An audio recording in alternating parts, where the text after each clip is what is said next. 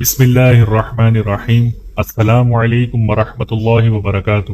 اور آج کی ہماری اس ویڈیو کا عنوان ہے حضرت عمر فاروق رضی اللہ تعالی عنہ کے 10 اقوال۔ آج کا کام کل پر مت ڈالو۔ منہ پر تعریف کرنا ذبح کرنے کے مترادف ہے۔ طالب دنیا کو علم پڑھانا رہزن کے ہاتھ تلوار بیچنا ہے۔ ایمان کے بعد نیک بخت بیوی سے زیادہ کوئی تعجب نہیں۔ گناہ کا ترک کر دینا توبہ کی تکلیف سے زیادہ آسان ہے۔